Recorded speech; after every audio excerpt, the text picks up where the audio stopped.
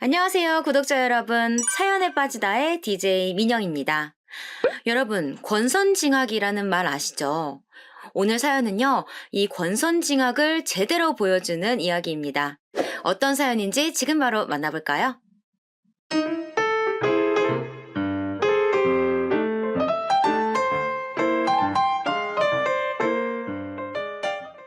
안녕하세요. 저는 경기도 수원에 사는 50대 여자입니다. 매일 사연을 듣기만 하다가 저한테도 영화에나 나올 법한 일이 일어나서 이렇게 제보하게 되었어요. 여러분, 권선징악 사자성어 아시죠? 저는 사실 어릴 때 학교에서 권선징악 얘기를 많이 들었으나 직접 경험은 딱히 해본 적이 없었어요. 생각해보면 너무 평범하게 살아서 그랬던 것 같기도 해요. 그런데 이번에 정말 말 그대로 나쁜 사람이 벌을 받고 착한 사람이 복을 받는 얘기가 저한테도 일어나서 제보하게 되었어요. 바로 저희 시댁과 관련된 내용이에요. 정확히는 아주버님 아내인 형님이요. 저는 사실 결혼할 때까지만 해도 이런 일이 일어날 줄 몰랐었거든요. 저는 그냥 남편과 대학에서 처음 만나서 연애하고 결혼했어요. 인생 첫 남자친구였고 남편도 제가 첫 여자친구였어요. 서로 신입생 동기로 만나서 그렇게 한 번도 헤어지지 않고 그대로 결혼하게 됐어요. 저는 어려서부터 정말 무던한 편이었어요. 정말 너무 평범하게 살아왔고, 결혼도 그냥 정말 무탈하게 진행되었어요. 양가에서도 같은 대학이고 오래 사귀었으니 서로 마음에 들어 하셨고, 남편도 저도 예민하지 않고 무난한 성격들이라 정말 평생 이렇게 재미없지만 고요하게 살아갈 줄 알았어요. 사실 제가 남편과 결혼을 결심하게 된 이유는 무심함 때문이에요. 제가 이런 얘기를 하면 제 친구들은 다정한 사람이 최고라고 하던데 저는 이상하게 남편의 무심함과 예민하지 않고 무던한 모습이 그렇게 좋더라고요. 아무튼 그래서 그렇게 시댁을 처음 인사 갔을 때가 기억나요. 남편은 아버지가 초등학교 때 돌아가셨다고 미리 저에게 말을 했었어요. 그래서 시어머니가 홀로 살아 계셨고 형이 한 명 있는데 그 형은 결혼해서 나가 산다고 했어요. 딱 저 말만 듣고서는 사실 걱정을 많이 했어요. 왜냐면 홀 시어머니는 힘들 수도 있다고 주위에서 그랬거든요. 그러나 시어머니의 첫인상은 굉장히 화끈하셨어요. 드디어 미영이가 우리 며느리가 되는구나. 진짜 가족이 되다니 너무 기쁘다. 오래 만났고 제가 남자친구 군대도 다 기다려주어서 시어머니는 저를 굉장히 예뻐하셨어요. 말은 그렇게 많지 않으셨지만 홀로 형제를 키워서 그런가 마냥 호락호락하지는 않으셨어요. 알고 보니 시어머니는 지방에서 혼자 큰 식당을 운영하고 계셨어요. 남편이 초등학교 다닐 때는 그냥 작게 동네에서 하는 백반집이었대요. 그런데 워낙 성격도 좋으시고 음식 맛도 좋으니까 가게가 점점 커져서 지금은 정말 큰 식당을 하고 계셨어요. 그 동네 사람이면 이름만 들어도 아는 그런 유명한 지역 맛집이요. 옆 지역에서도 놀러 오면 꼭 들르는 그런 큰 식당이었어요. 방송에도 몇 번 나와서 웨이팅까지 해서 먹는 그런 식당이랍니다. 사실 이 얘기를 했을 때 제가 친언니가 있는데 언니가 걱정을 많이 했어요. 식당을 하는 홀 어머니면 제가 수시로 찾아가서 식당 일을 도와줘야 하는 거 아니냐고 그랬었거든요. 하지만 시어머니는 저에게 단 한 번도 도와달라고 하지 않으셨어요. 애초에 제가 가서 도와주지 않아도 직원들이 워낙 많으니 제가 가지 않아도 됐었고요. 생각보다 많이 큰 식당이었어요.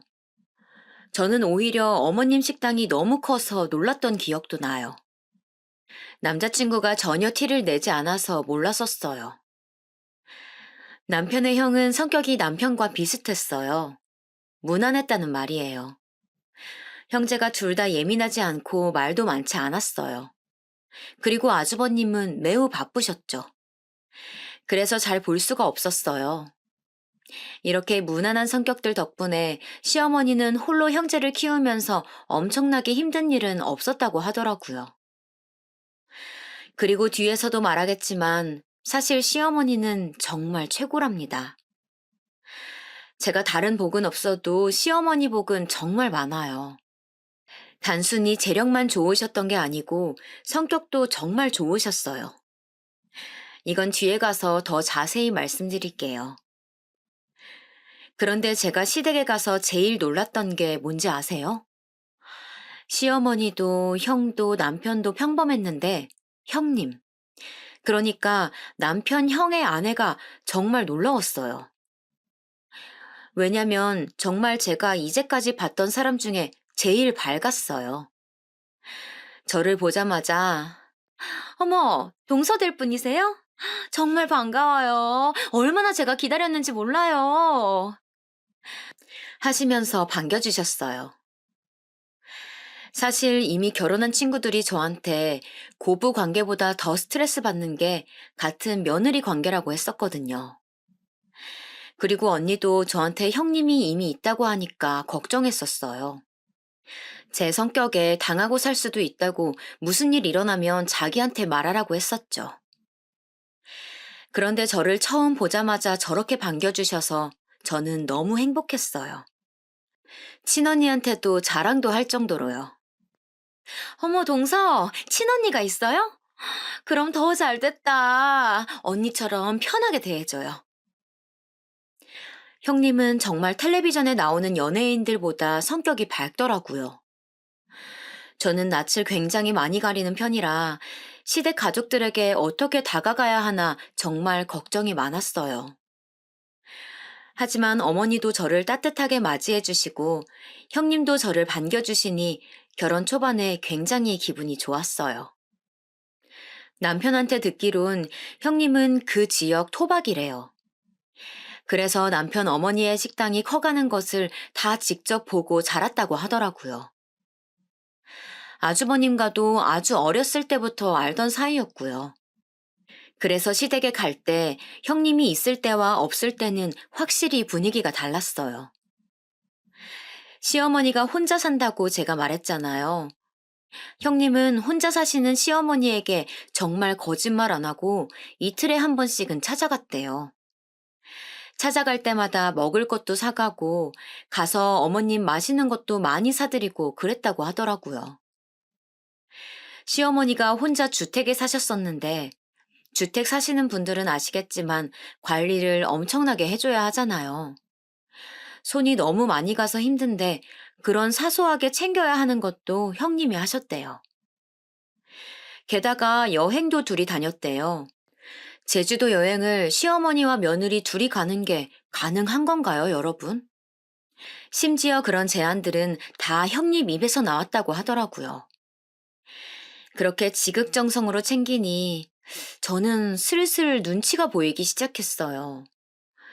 저희 시어머니 성격상 저한테 절대 뭐라 눈치 주시는 분은 아니세요. 그래도 제가 아무리 묻어내도 바보가 아니잖아요. 형님이 매번 저렇게 나서니까 나도 같은 며느리 입장에서 눈치가 보였어요. 그 누구도 저에게 너도 좀 챙기라고 말하지 않았지만 그냥 저렇게 행동하니까 슬슬 불편해지더라고요. 친구들한테 말하니 형님이 고단수라고 하던데 그때는 그 말이 뭔지도 몰랐어요. 언젠가 너무 신경 쓰여서 남편에게 말했던 적이 있어요. 여보, 그런데 형님 저러시는 거는 아주버님이 시킨 건 아니겠지? 형이 누구한테 저렇게 시킬 사람 아니야. 그냥 형수 혼자 저러는 거야. 당신은 너무 저기에 신경 쓰지 않아도 돼. 무시하려고 해도 같은 며느리니까 조금 불편한 건 사실이야. 당신은 여자가 아니라 완전히 내 마음을 모르겠지만 말이야. 당신 나처럼 묻어난 줄 알았는데 아니네? 아니, 이 사람이 진짜 왜 이래? 장난이야. 그런데 정말 무시해도 돼. 형수 저러는 거 당신은 딱 보면 모르겠어? 어머니 가게 물려받으려고 저러는 거잖아. 식당이 가면 갈수록 더 유명해지고 있잖아. 그거 노리고 저러는 거야. 이제야 해답이 보이는 기분이었어요. 저는 전혀 눈치를 채지 못하고 있었는데, 바로 가게를 노리고 시어머니에게 잘해준 것이라고 하더라고요. 남편 말이 사실인지 아닌지는 모르겠으나, 일단 얘기를 듣고 보니 그럴 수 있는 이야기더라고요. 사실 시어머니는 식당이 커서 요리를 하거나 서빙을 하시지는 않아요. 이미 직원들이 수십 명은 근무 중이라 정말 딱 계산만 하시거나 혹은 오픈 때랑 마감 때만 나가세요. 만약 형님이 가게를 이어간다면 고생은 안 하고 편하게 돈만 만질 수 있게 되는 거죠. 이미 다 키워놓은 가게니까요. 그리고 정말 날이 갈수록 커져서 다른 지역에서도 분점을 내자고 계속 식당에 찾아오곤 했어요. 이렇게 큰 식당을 물려받게 된다면 정말 말 그대로 돈다발 위에 앉게 되는 상황이었어요. 어쨌든 남편 말대로 저와는 상관이 없으니 나는 나대로 살아야지 생각했는데 이런 비교되는 마음은 제가 아이를 낳고 나서는 더 심해졌어요. 아주버님과 형님에게는 아들이 한 명 있었어요. 그리고 저도 몇 년 뒤에 똑같이 아들을 낳았고요. 같은 성별이라 둘이 친하게 지냈고 형님과도 자연스럽게 더 자주 만나게 되었어요. 아주버님이 워낙 바쁘다고 했잖아요. 그래서 집에 잘 없으셨어요. 형님이 우리 집에 놀러 오면 같이 애들도 공동 육아를 하고 밥도 먹이며 친하게 지냈었죠. 친언니한테도 형님이 잘 챙겨줘서 너무 좋다고 말했었는데 어느 날 남편이 저한테 그러는 거예요. 형수 진짜 대단해. 아기를 어떻게 매일 보여줘? 저는 정말 깜짝 놀랐어요. 형님하고 일주일에 두 번은 만나는데 저한테는 시어머니 얘기를 전혀 하지 않았거든요. 제가 무슨 말이냐고 남편에게 물어봤더니 형님이 글쎄 시조카를 매일 시어머니에게 보여주고 있다는 거예요. 그것도 가게로 찾아가서 보여줬대요. 찾아갈 수 없으면 영상통화로 보여주고 있었다는 거예요. 안부 인사 겸 매일매일 연락한다던데 저는 정말 꿈에도 몰랐어요. 제가 형님에게 시어머니한테 언제 찾아가 볼까 얘기해도 그냥 아무 말 없이 웃길래 저도 그냥 넘겼었거든요. 저한테는 그래놓고 뒤로는 매일 시어머니를 찾아가고 있었다니 조금 배신감도 들더라고요. 시어머니는 저에게 싫은 소리를 하시는 분이 아니니까 전혀 몰랐었죠. 오히려 시어머니는 저에게 임신했을 때부터 정말 많이 챙겨주셨어요. 몸에 좋다는 온갖 귀한 음식들도 사주시고 용돈도 많이 주셨어요. 심지어 제가 부담스럽게 느낄까봐 다 남편을 통해서 전해주셨죠. 오죽하면 제가 친정 엄마께 시어머니 자랑도 했어요. 친언니에게도 나 다른 건 몰라도 시어머니 복 하나는 타고났다고 했을 정도로요. 제 친언니도 인정할 정도였어요. 시어머니는 신기할 정도로 알아서 필요한 것 때가 되면 다 챙겨주셨거든요. 저는 정말 시어머니가 저렇게 행동해 주시니까 너무 감사하면서도 또 죄송스러웠어요. 그러면서 아무리 시어머니가 묻어나시더라도 저렇게 형님처럼 지극정성으로 대하는 것과 아닌 것은 당연히 차이가 날 수밖에 없다고 생각했어요. 신혼 때 비교됐던 마음이 훨씬 커지게 되었죠. 그래도 형님이 혼자 저러는 걸 누가 말리겠어요.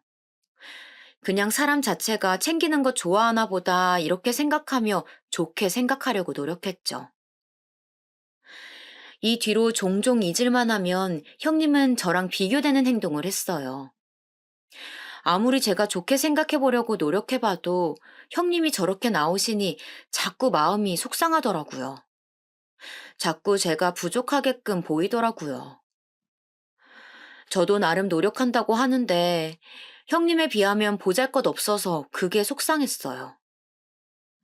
하지만 그럴 때마다 남편이 저렇게 행동하는 거 언제까지 갈 것 같냐고 우리는 우리의 길을 걷자고 해서 위안으로 삼았죠. 형님은 저를 대놓고 미워하거나 견제하거나 그러진 않았어요. 하지만 은근히 저러니까 제가 화내기도 애매하더라고요. 그렇게 오묘한 사이로 아이들도 점점 커갔고, 저도 중간에서 눈치가 조금 보이긴 했지만 남편만 믿고 의지하며 잘 지냈었어요. 아이가 초등학교에 입학하자 더 바빠져서 저도 어느 정도 내려놓고 살고 있었죠. 아, 이렇게 말하니까 저는 시댁에 못해준 것처럼 생각하실 수도 있는데 전혀 아니랍니다. 저희 친정에서도 시어머니가 혼자 사시니까 많이 챙겨주라 말씀하셨고, 저도 시어머니가 싫지 않고 오히려 잘 만났다고 생각해서 나름 도리는 하던 상황이었어요. 형님처럼 매일 연락은 하지 못해도 주기적으로 찾아갔었고, 명절이나 생신 때에도 섭섭하지 않게 챙겨주었어요. 다만 형님처럼은 못해줬다 이거죠. 둘이 여행을 간다거나 그런 거요. 저도 나름 노력을 하고 있었지만 정말 저렇게 과하게 행동하는 사람이 나오면 어쩔 수 없이 비교가 되니까 그게 힘들었다는 말이랍니다. 그리고 얘기가 나와서 말인데 저는 시어머니를 정말 좋아해요. 제가 진짜 다른 건 몰라도 시어머니 복은 확실히 있는 편이라고 자부해요. 제 성격이 워낙 조용하고 내성적이어서 때때로 형님 기분을 따라가기 힘들었는데 시어머니는 단 한 번도 비교하시거나 그러지 않으셨어요. 사실 당연히 사람이니까 자기한테 잘해주는 사람이 좋잖아요. 당장 제가 시어머니라고 생각해봐도 저는 저한테 잘하는 며느리가 더 예쁠 것 같거든요. 그런데도 시어머니는 저에게 내색 한 번 하신 적 없어요. 그래서 지금까지도 참 감사해요. 아무튼 그러던 어느 날 남편이 저녁 먹다가 얘기를 꺼냈어요. 형수가 어머니한테 식당 옆에 카페 하나 차리고 싶다고 했대. 갑자기 무슨 카페? 말 그대로 식당이 백반집이니까 옆에서 카페 차리면 서로 좋은 영향을 줄 수 있을 것 같다고 그랬다네. 어머니는 그거 듣고 당신이 돈 내주신다고 했나 봐. 아, 그래? 잘 됐네. 자기는 괜찮아? 뭐가? 형수한텐 카페 차려주는데 자기한테는 아무것도 없잖아. 나는 그냥 이렇게 사는 게 운명인가 보지 뭐. 제가 이렇게 얘기하자 남편은 크게 웃었어요. 저의 이런 점이 좋다나 뭐라나. 그런데 진심이었어요. 저는 어머님이 형님한테만 카페를 차려주셔도 아무렇지도 않았어요. 그리고 이미 시어머니는 저한테 충분히 잘해주셨어요. 여기서 오히려 더 바라는 게 민망해질 정도였어요. 그런데 어머님도 저한테 연락이 오더라고요. 아가, 만약 너도 카페 차리고 싶으면 언제든지 말해라. 카페가 아니어도 좋으니 뭐든 하고 싶은 거 있으면 말해. 저는 정말 괜찮아요, 어머님. 너는 애가 왜 이렇게 욕심도 없고 착하기만 하니? 저는 진짜 괜찮았는데 옆에서 오히려 난리가 나더라고요. 심지어 어머님 가게에 찾아가도 직원분들이 저를 보면 괜찮냐고 그러더라고요. 형님은 그렇게 신이 나서 카페를 열었어요.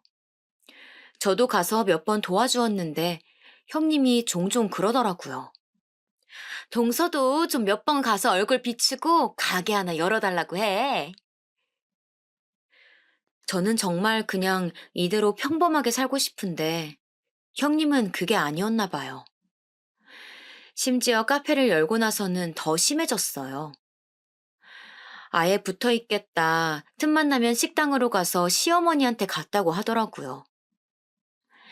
어머님 식당이 정말 지역 명소가 되어서 주변에 카페와 식당들이 생기기 시작했는데 형님이 카페를 바로 옆에다 차리니 자연스럽게 매출도 많이 올랐어요. 또 같은 식구가 하는 거니까 단골분들도 많이 찾아주셨어요. 사실 저는 저 정도로 노력하면 식당 그냥 물려받았으면 좋겠더라고요. 형님은 카페를 열고 눈에 띄게 얼굴이 좋아졌어요. 하고 다니는 차림도 많이 달라졌고요. 사람이 여유가 생기니까 하고 다니는 행세가 많이 달라지더라고요. 저한테 형님은 가끔 흘러가는 말로 동서, 돈이 최고야. 이렇게 말했던 게 기억이 나요. 아무튼 그렇게 살고 있었는데 남편이 이번엔 시어머니가 형님 어머님한테도 가게 하나를 열어줬다고 하더라고요. 무슨 가게냐고 물어보니까 옷가게래요. 형님 친정이 여유롭지 않다는 것은 알고 있었어요. 저는 형님도 형님이지만 시어머니도 정말 대단하다는 생각이 들었어요. 며느리는 아들하고 같이 사니까 가게를 차려줄 수 있지만 사돈까지 챙기시다니 정말 대단하다는 생각만 들었어요. 형님도 정말 대단했어요. 저는 친정이 아무리 어려워도 대놓고 우리 친정 도와달라고 말 못할 것 같은데 형님은 시어머니한테 부탁도 잘하더라고요. 그뿐만이 아니었어요. 형님은 아이를 사립학교에 보내고 싶었나 봐요. 시어머니한테 부탁해서 아주 비싼 학교에 보냈어요. 어머님이 우리 아이도 저 학교에 보내라고 하셨지만 저는 그냥 평범하게 키우고 싶어서 거절했어요. 아이가 커가면서 형님의 사치도 점점 심해졌어요. 저는 그냥 아이는 아이답게 키우고 싶었거든요. 그런데 형님은 아니었나 봐요. 어디서 처음 듣는 브랜드의 옷을 입히고 어디 학원을 보내야 하고 그런 게 굉장히 심했었어요. 그럴 때마다 시어머니는 또 엄청나게 지원해 주셨죠. 그리고 시어머니의 식당처럼 형님의 카페도 장사를 잘하는지 많이 바빠졌어요. 제가 몇 번 찾아갈 때마다 직원들도 꽤 많이 보였어요. 카페 옆으로는 호프집이 있었어요. 젊은 남자 사장이 하는 곳이었는데 저와 남편도 종종 갔었던 기억이 나요. 분위기도 굉장히 좋아서 몇 번 찾아갔어요. 형님도 카페 바로 옆에 있는 가게니까 자주 가더라고요. 그래서 다 함께 일 끝나고 맥주도 마시고 그랬어요. 그렇게 카페 장사가 잘 되면 좋은 일이니까 저는 잘 됐다고 남편에게 말했어요. 그리고 형님은 제 생각보다 돈을 정말 많이 좋아하더라고요. 카페를 열고 장사가 조금 되자 대놓고 사치를 부리기 시작했어요. 차도 좋은 것으로 새로 바꾸고 집도 이사 가고 입고 다니는 옷도 바뀌었어요. 남편이 어느 날 저녁 먹다가 저에게 말하더라고요. 형수 돈 좋아하는 건 알겠는데 너무 노골적이라 보기 안 좋아. 그 말을 듣고 생각을 해봤어요. 형님이 아무리 카페가 잘 된다고 하더라도 하고 다니는 것은 그 이상이었거든요. 남편이 살짝 말해주기론 아주버님도 알고 계신다고 하더라고요. 물론 버는 만큼 쓰는 것은 중요하다고 생각해요. 하지만 그 정도가 심하게 지나치니까 보기 안 좋았어요.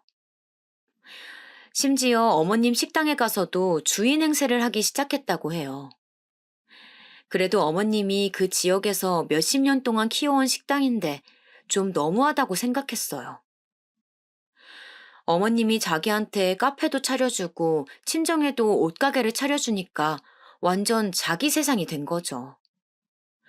형님은 그것을 숨길 생각도 하지 않았어요. 오히려 자기가 돈이 많으니까 여기저기 자랑도 많이 했고요. 여행도 정말 많이 다니더라고요. 이상했던 건 그렇게 놀러 다니는데 아주버님하고 시조카는 같이 데리고 다니지 않는 거예요. 혼자 뭐가 그리 좋은지 잘 놀러 다니더라고요. 카페가 잘 되면서 시어머니를 찾아가는 것도 빈도가 많이 줄었다고 해요. 남편은 그걸 보고 저럴 줄 알았다고 이야기하더라고요. 시어머니는 내색조차 하지 않으셨고요.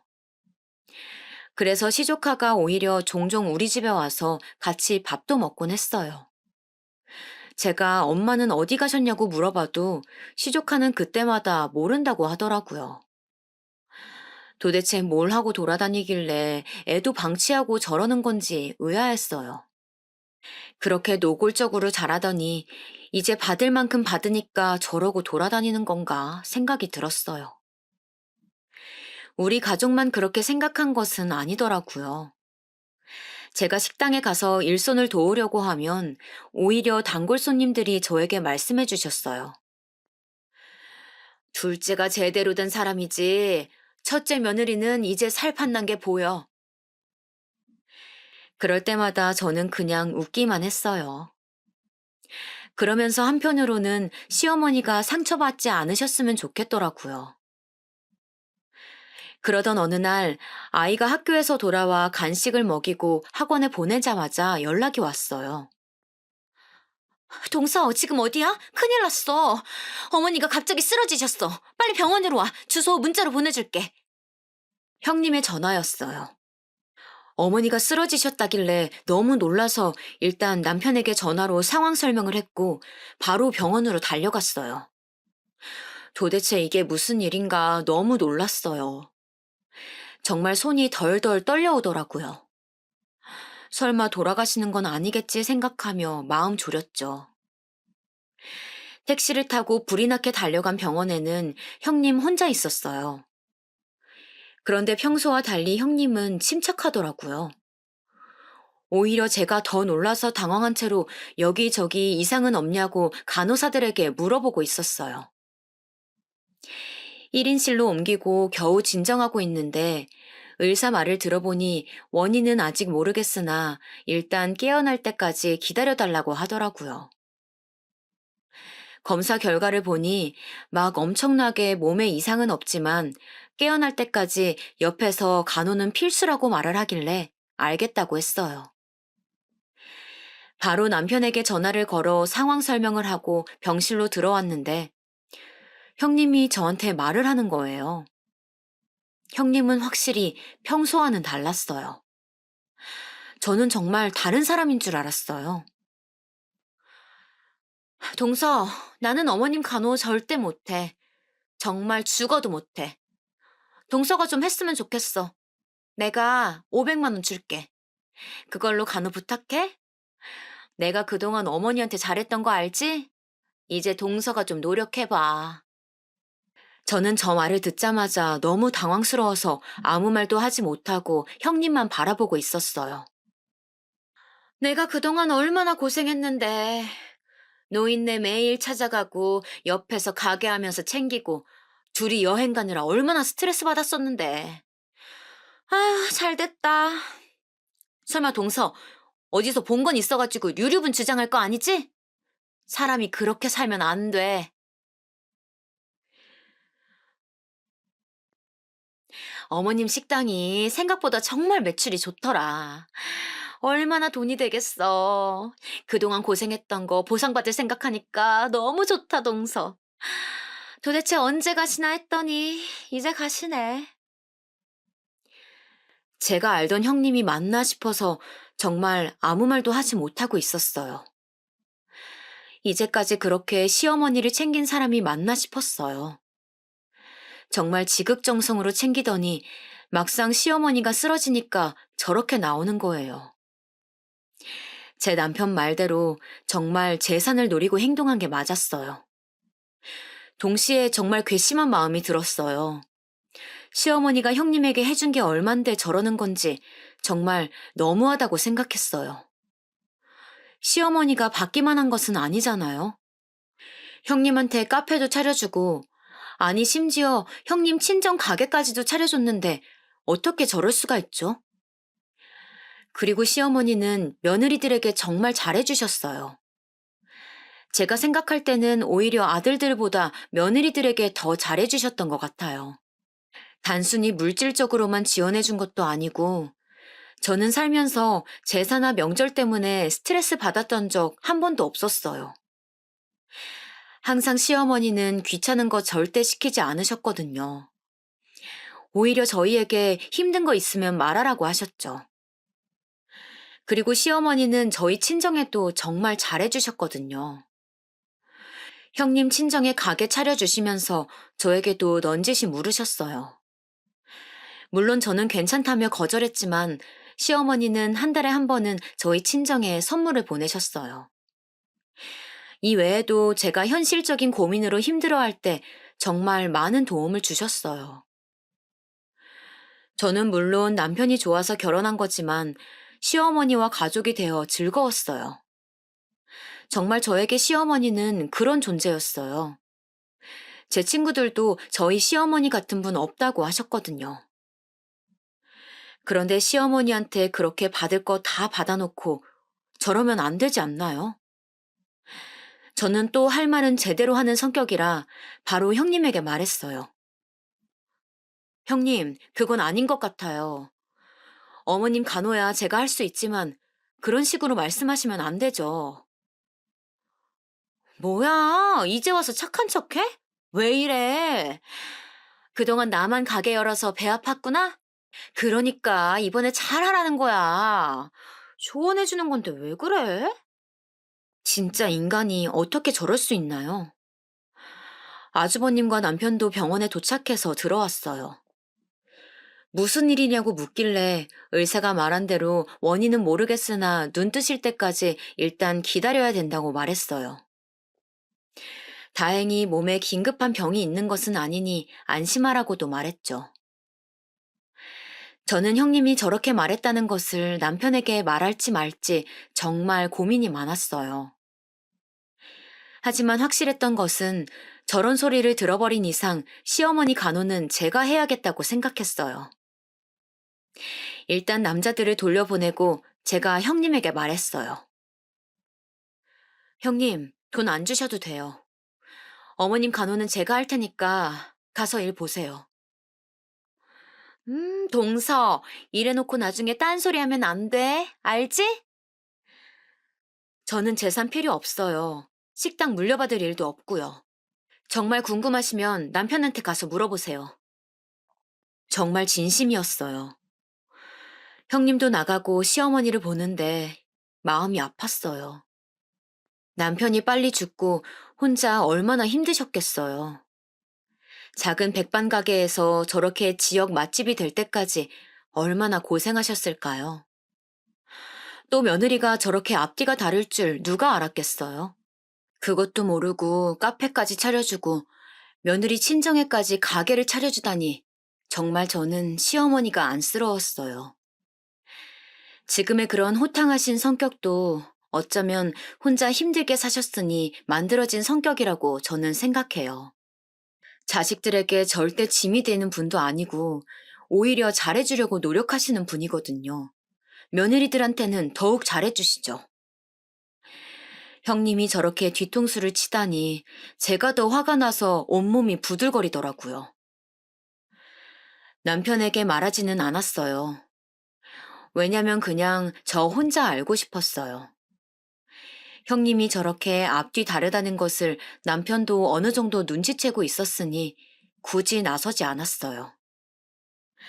그러면서 저는 시어머니가 그냥 이 사실을 모르셨으면 좋겠다고 생각했어요. 그리고 시어머니는 무슨 병이 있으셔서 쓰러지신 게 아니고 정말 원인 불명으로 의식이 없으신 상태였어요. 그래서 얼핏 보면 주무시는 것 같았죠. 의사 말에 의하면 그냥 정신적 충격을 받아 잠시 잠이 든 상태라고 하더라고요. 암에 걸렸다던가 뭐 특별히 어디가 안 좋아서 쓰러지신 건 아니고 정말 정신적인 문제라고 했어요. 스스로 일어나실 때까지 기다려달라고 하시더라고요. 그래서 간호는 딱히 힘들지는 않았어요. 오히려 너무 심심해서 아들도 병원으로 종종 불러서 할머니에게 말 걸어보라 하고 그랬어요. 남편이 저한테 고맙다고 말했지만 제가 하는 건 그냥 정말 옆에서 어머니가 눈을 뜨는지 안 뜨는지 지켜보는 것이어서 힘들지는 않았어요. 형님은 시어머니가 쓰러져서 병원에 있는 동안 저에게 어떠한 연락도 없었어요. 가끔 오히려 아주버님이 방문하셨죠. 아주버님은 굉장히 바쁘신 분이셨는데 짬을 내서 시어머니를 보러 오시더라고요. 그런데 저는 형님 얘기를 먼저 꺼내고 싶지 않아 일부러 말을 안 했는데 아주버님이 오히려 저에게 물어보시더라고요. 집사람 혹시 안 들렸나요? 아까 병원 간다고 그러던데. 그래요? 아, 제가 못 봤나 봐요. 형님은 그새 거짓말도 하고 돌아다녔나 봐요. 병원은 무슨. 저는 정말 시어머니가 쓰러지고 형님을 코빼기도 보지 못했어요. 형님을 생각할수록 점점 화가 나기 시작하더라고요. 그래도 그냥 참자 생각하며 넘겼죠. 그러면서 속으로 저렇게는 살지 말아야지 다짐했어요. 친언니에게도 전화해서 형님 욕을 했어요. 돈의 유무를 떠나 사람이 저렇게 앞뒤 다르게 행동하니까 너무 없어 보인다고 욕했던 기억이 나요. 그렇게 몇 주가 지났을까요? 어머니가 그날따라 조금 이상했어요. 부정적으로 이상하다는 건 아니에요.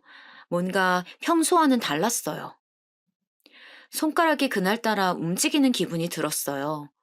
그리고 뭔가 표정도 다른 기분이 들더라고요. 마침 형님이 그때 전화가 오길래 얼떨결에 받아서 그대로 말했더니 자기가 오겠다고 하는 거예요. 그래서 알겠다고 하고 기다렸어요. 그리고 아주버님과 제 남편에게 또 차례로 전화해서 어머님 상태를 설명했죠. 제일 먼저 형님이 병원으로 왔어요. 형님 얼굴도 정말 오랜만에 보는 거였죠. 형님은 도착해서 저를 보고도 그냥 지나치더니 간호사한테 가서 상황을 설명하더라고요. 사람이 변해도 어떻게 저렇게 변할 수 있을까요? 그리고 정말 기적적으로 시어머니가 눈을 뜨셨어요. 어머니! 형님은 거의 오열하기 시작했어요. 어머님, 제가 얼마나 걱정했는지 아세요? 시어머니의 이불을 부여잡고 형님은 그동안 자기가 걱정하느라 너무 속상했다. 가게 일이 손에 잡히지 않더라 등등 말을 하기 시작했어요. 반면 시어머니는 평온하셨어요. 저는 형님 보고 진정하라고 하고 일으켜 세웠어요. 시어머니가 깨어났으니 간호사와 의사들이 들어왔어요. 몇 가지 물어보고 이상이 있는지 건강 상태를 확인하기 시작했어요. 정말 다행히 시어머니는 건강에 치명적인 이상이 있던 것은 아니었어요. 의사는 오늘 하루 지켜보고 내일 퇴원해도 좋다고 그랬죠. 특별히 나쁜 점은 보이지 않았다고 말했어요. 저는 정말 걱정을 많이 했었는데 다행이라고 생각했어요. 어머님, 그동안 정말 너무 걱정 많았어요. 제가 진짜 밥도 안 넘어가더라고요. 형님이 옆에서 또 걱정을 많이 했다고 말했어요. 그만해라, 듣기 싫다. 그 순간 시어머니가 소리를 지르셨어요. 저는 시어머니가 저렇게 소리 지르시는 것을 처음 봤어요. 그리고 듣기 싫다니 이게 무슨 일인가 싶어 시어머니를 쳐다봤죠. 사실 너무 놀랐어요. 눈 뜨시자마자 저러실 줄은 몰랐거든요. 네가 내 걱정을 해? 그런 사람이 둘째한테 돈 줄 테니까 간호를 시켜? 뭐? 그동안 고생? 내가 그때 다 듣고 있었어. 세상에, 알고 보니 시어머니는 쓰러지셔서 병원에 실려오셨을 때 다 듣고 계셨다는 거예요. 그런데 여러분, 더 충격적인 말은 뒤에 나오는 말이었어요. 카페랑 사돈댁한테 마련해준 가게도 다 빼라. 명의는 내 명의니까 그냥 내가 다 처분해야겠어. 어머님, 갑자기 왜 이러세요? 갑자기? 내가 너 호프집 사장하고 바람난 거 모를 줄 알아?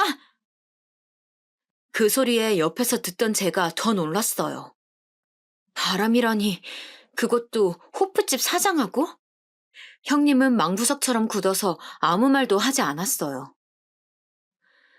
내가 너네 같이 아파트 들어가는 것 보고 놀라서 쓰러졌는데 손바닥으로 하늘을 가려. 정말 어떻게 이럴 수가 있어? 내가 정말 분통이 터져서 살 수가 없어! 그 순간 아주버님과 남편도 병실에 들어왔어요. 시어머니는 아들들을 보자 눈물을 흘리셨어요. 아이고, 불쌍한 내 아들. 어떡하니 정말. 아주버님과 남편은 이유를 모르니 영문을 모르겠다는 표정이었어요. 어쩌다 저런 여우 같은 여자한테 걸렸어. 돈 좋아하는 건 알고 있었는데 바람이 나다니 정말 이게 무슨 일이니? 그냥 돈만 좋아하는 거면 누가 뭐라고 하니? 세상에 호프집 사장하고 바람이 났단다. 시어머니는 저희가 다 같이 있는 곳에서 형님이 불륜했다고 말씀하셨어요. 아주버님은 정말 모르고 계셨는지 형님에게 묻더라고요. 형님은 처음에는 절대 아니라고 했어요. 무슨 소리냐고 자기는 너무 당황스럽다고 하더라고요. 어머님, 어떻게 저한테 그러세요? 제가 이제까지 어머님한테 잘했던 거 어머님이 더 잘하시지 않으세요? 갑자기 불륜이라뇨. 네가 옆가게 사장이랑 여기저기 다닌 거 내가 모를 줄 알아? 내가 한두 번 그런 소리 들은 게 아니야. 네. 알고 보니 형님은 옆 호프집 가게 사장과 바람이 났더라고요. 시어머니 가게가 워낙 지역에서 유명했다고 했잖아요. 그러다 보니 지역 어디를 가도 시어머니를 알고 계셨어요. 그 가게에 매일 드나드는 형님도 당연히 사람들이 알고 있었고요. 그런데 겁도 없이 바로 옆 가게 사장하고 바람이 났던 거였어요. 게다가 형님이 그 지역 토박이라 형님도 모르는 사람이 없었는데요. 당연히 손님분들이 여기저기서 목격하고 그걸 시어머니한테 전했던 거예요.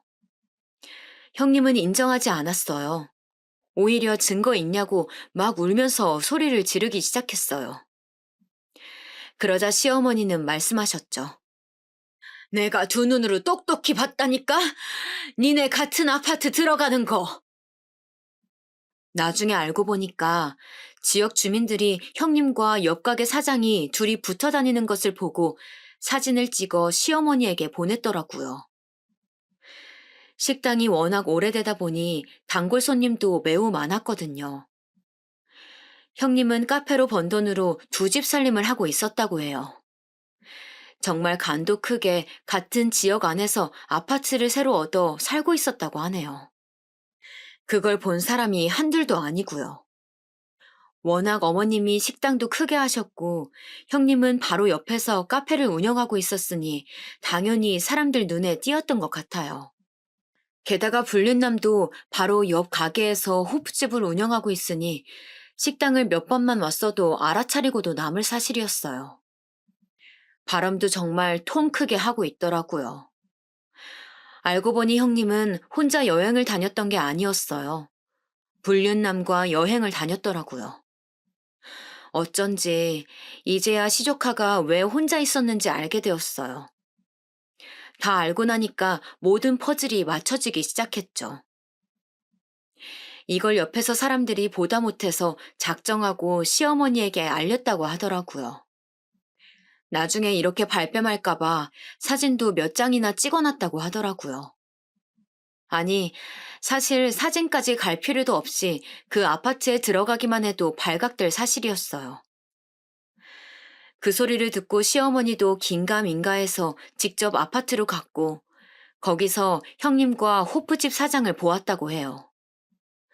충격을 받은 시어머니는 그대로 쓰러지셨죠. 시어머니는 안 그래도 불륜 사실을 알고 충격을 받으셔서 쓰러지셨는데 간호도 못하겠다는 소리를 듣고 일어나지를 못하셨다고 하셨어요. 그러면서 저한테 고맙다고 하시더라고요. 누워 계셨지만 정신이 완전히 나간 것은 아니었다고 하더라고요. 중간에 제가 어머님께 뭐라고 말한 것도 기억하시고 제가 아들을 데려와서 할머니한테 인사하라고 한 것도 기억하셨어요. 그것도 모르고 형님은 오히려 좋다고 더 불륜남과 돌아다녔나 봐요. 그렇게 형님은 증거와 증인들이 너무나 많았고, 바로 아주버님은 이혼 소송을 하셨어요. 그동안 그럼 병원에 간다고 하고 호프집 사장이랑 놀러 다닌 거냐고 소리 지르셨죠. 아주버님은 배신감이 장난이 아닌 것 같았어요. 남편도 옆에서 너무 놀랐는지 굳어 있더라고요. 재산을 노리고 저랬던 것은 알고 있었지만 불륜이라는 거는 정말 상상도 못했어요. 남편도 그냥 형수가 정신 나간 줄 알았지 저렇게 불륜하며 돌아다닐 거라고는 상상하지 못했다고 했어요. 나중에 다 알고 나서야 가지가지 한다고 형수 욕을 했죠. 또 이 좁은 지역에서 간도 크다고 생각했죠. 같은 동네 살면 사실 한 달이 건너면 다 아는 사이잖아요. 카페와 형님 친정에 구해준 가게는 애초에 어머님 명의였다고 하더라고요. 어머님은 저를 따로 불러서 말씀하셨어요. 아가, 네가 카페 이어서 하렴. 어머님, 제가 과연 할 수 있을까요? 저는 정말 괜찮아요. 못할 건 또 뭐니? 아니면 명의 변경을 해줄 테니까 가게 나가지 말고 돈만 벌어. 내가 정말 고마워서 그래. 그리고 예전부터 내가 너무 못해준 것 같아 신경 쓰였어. 어머님은 형님이 하던 카페를 저에게 주었어요. 사실 얼떨결에 운영하게 된 거라 아직 많이 부족해요. 제가 직접 나가서 뭘 하지는 않고 문만 여닫고 있어요. 아무것도 모르고 시작했지만 그래도 나름 즐기면서 사는 중이랍니다. 형님은 어떻게 되었냐고요? 그대로 이혼당했어요. 가게는 당연히 뺏겼죠. 사실 형님 사돈 쪽에서 식당에 찾아와서 행패도 부리고 그랬어요. 가게를 줬다 뺏는 게 어디 있냐고 막 따지기 시작했죠. 그런데 그런 소리는 바람을 피운 자기 딸한테 뭐라고 해야 하는 거 아닐까요? 정말 콩 심은 데 콩 난다는 말이 이런 말이구나 싶었어요. 형님은 끝까지 자기 잘못이 없다고 했대요. 저도 남편한테 들은 건데 오히려 법원에서 자기가 피해자라고 했다고 하더라고요. 혼자 시어머니 부양하느라 힘들었다고 말도 안 되는 소리도 하고 막 이대로 당할 수는 없다고 오열하기도 했대요. 사람이 양심이 없어도 너무 없지 않나요? 시어머니 부양이라니 저는 그 말을 듣고 너무 어이가 없어서 웃었어요.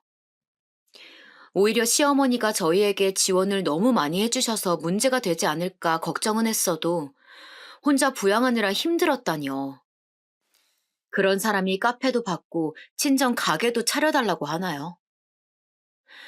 또 이것도 나중에 알고 보니 시어머니가 쓰러지셔서 병원에 계실 때 식당에서 자기가 사장인 것처럼 행동해서 직원들 불만도 매우 많았다고 해요.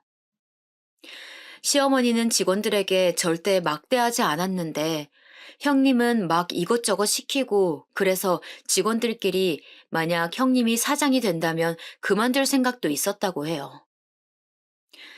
시어머니가 쓰러지시기 전부터 형님이 그런 낌새가 보이긴 했었지만 시어머니가 쓰러지고 나서는 더 심해졌다고 그러더라고요. 그러면서 노골적으로 티를 내기도 했었대요. 이 가게 이제 내 거니까 뭐. 이런 말도 서스럼 없이 하고 그랬다고 하네요. 정말 사람이 양심이 없어도 너무 없어요. 또 공판에서 들은 내용으론 애초에 시어머니한테 잘했던 이유도 재산을 받아서 바람난 남자와 둘이 살려고 했다고 하더라고요. 일부러 카페도 그래서 그 사장 옆에 얻은 거였죠. 둘이 원래부터 알던 사이라고 하더라고요. 형님은 그 지역 토박이였고 남자도 토박이였대요. 어릴 때부터 아예 아주버님과 결혼하기 전부터 알던 사이라고 하더라고요. 그리고 정말 충격적이었던 사실은 그냥 결혼 자체가 돈 보고 결혼한 것이라고 하더라고요. 어릴 때부터 그 지역에서 자란 토박이였잖아요. 작은 백반집이 점점 잘 되니까 그걸 보고 있다가 아주버님한테 다가가서 계획적으로 결혼을 했다고 하더라고요. 애초에 사기 결혼이었던 거예요. 재산을 노리고 한 결혼이니 그렇게 시어머니에게 잘했던 거고요. 이 사실은 놀랍게도 불륜남의 입에서 나온 사실이에요. 형님은 불륜남을 만날 때마다 내가 꼭 저 식당 차지하고 말 거라고 이렇게 말했다고 해요. 그리고 형님 친정도 다 한통속이었다고 해요. 그래서 옷가게도 얻어내고 이미 다 딸이 계획적으로 접근했다는 사실을 알고 있었대요. 어쩐지 모든 사실이 다 밝혀졌는데도 당황한 티가 하나도 없더라고요. 다 한통속이었던 거죠. 이 사실도 저 남자가 양심 고백을 해서 모두가 알게 되었어요. 자기도 그냥 처음엔 가볍게 생각했었는데 날이 갈수록 형님의 행패가 심해지니까 감당하기가 힘들었다고 고백했다네요. 그리고 여러분, 정말 제일 충격적이었던 게 무언지 아세요? 알고 보니 형님은 저 불륜남과 아이도 가졌다고 해요. 이것도 저 남자의 입에서 나왔어요. 남편은 애초에 형님이 아주버님과 사랑으로 결혼한 게 아니고 계획적으로 접근했던 거니까 놀랍지도 않다던데 저는 정말 충격을 받았어요. 시어머니 돈으로 가게를 열고 그렇게 사치를 부리면서 살다가 아이까지 가지다니 정말 이건 너무하지 않나요? 그래도 세상에 거짓은 없다더니 이게 다 들통이 났네요. 남의 돈으로 그렇게 행복하게 자기 하고 싶은 거 다 하고 살더니 잘 됐다 싶었어요. 저러니 시어머니가 쓰러졌던 사실이 형님에게는 얼마나 큰 행복이었겠어요. 형님의 계획은 시어머니가 저렇게 쓰러지면 식당도 카페도 자기 것이 확실히 되는 거고, 그럼 그 큰 돈을 가진 채로 아이를 낳고 불륜남과 살 예정이었나 봐요. 재산을 받고 이혼하고 싶었기 때문에 그때를 기다린 것 같았어요. 하지만 다행히 시어머니가 그 사실을 알게 되었고, 그렇게 형님은 재산도 받지 못하고 이혼당해서 지역 자체를 떠나게 되었어요. 더 이상 살 수가 없었죠. 어디를 가도 다 아는 사람들이었으니까요. 이 사건 이후로 저도 한동안은 돌아다니면서 질문을 받느라 너무 힘들었어요. 그래도 저는 당당하니까 잘 돌아다녔죠. 하지만 어딜 가도 우리 집 얘기가 나오니 힘들긴 했어요.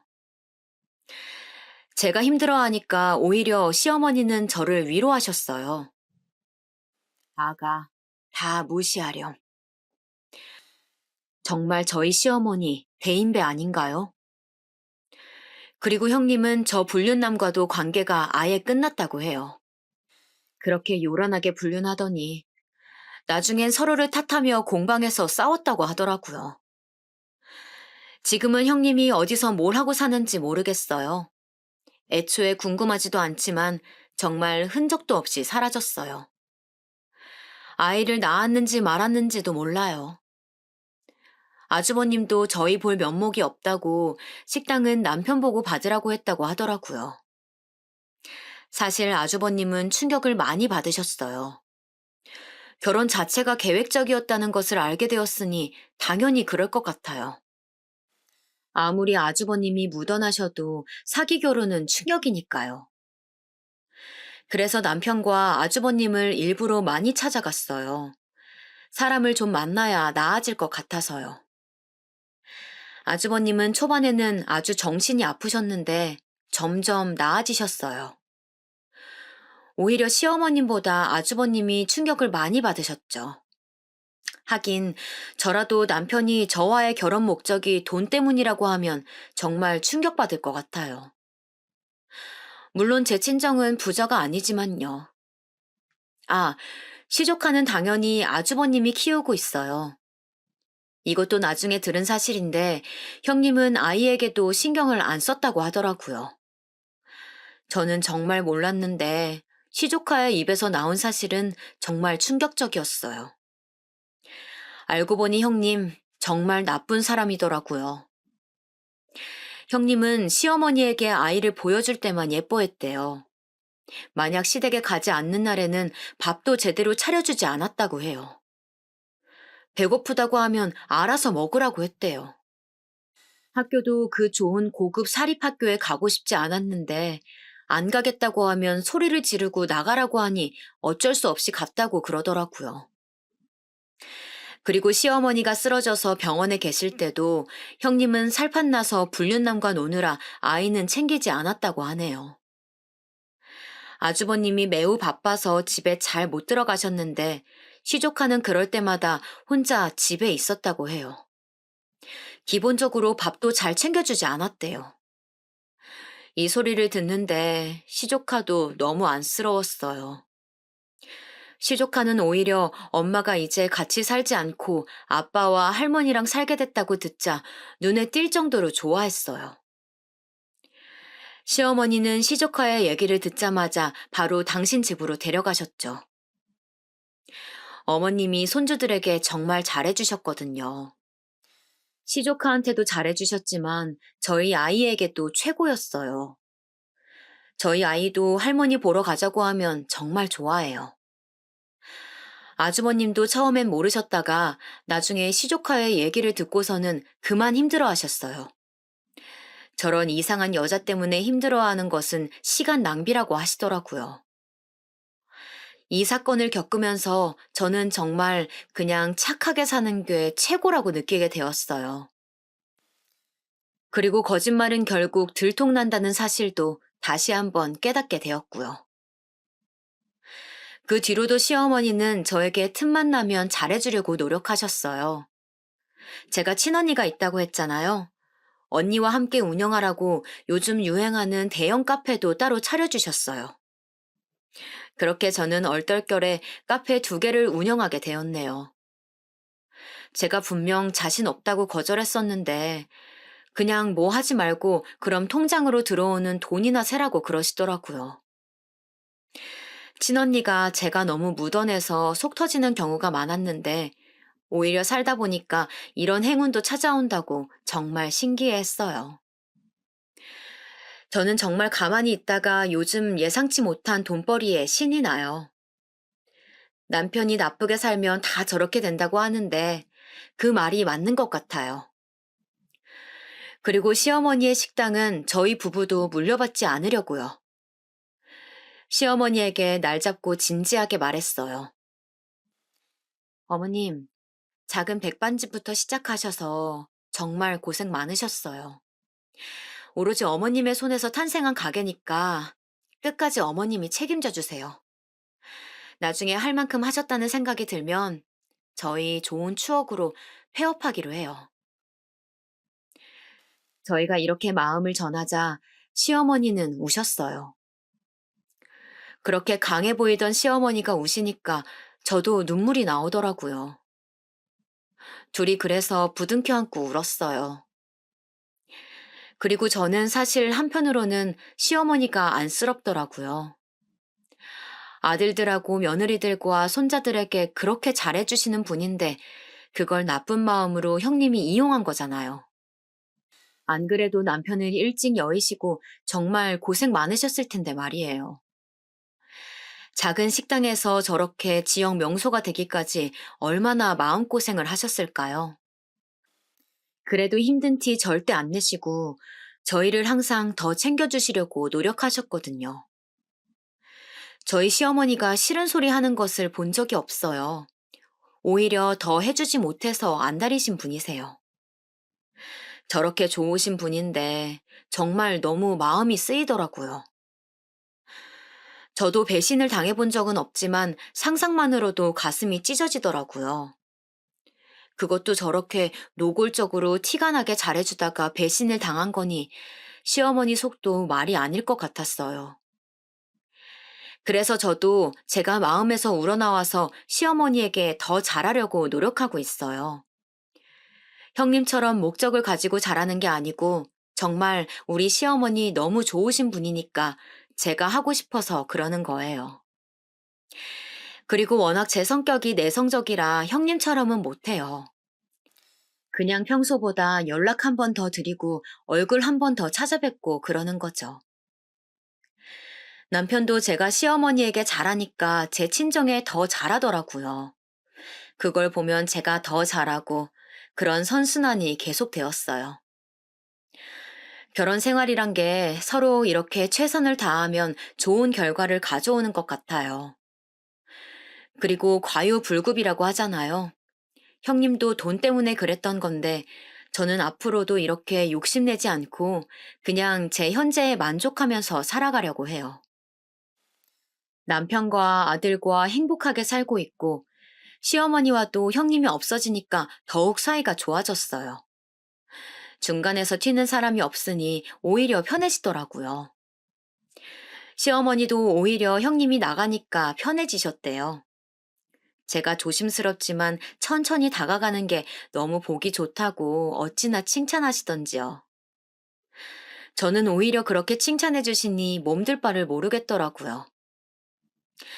이렇게 우리 가족에게 중간에 살짝 시련이 있었지만 결과만 보면 저희 정말 행복해졌어요.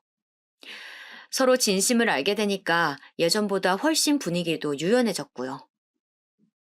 이제 살면서 큰 걱정 없이 살 수 있을 것 같아요.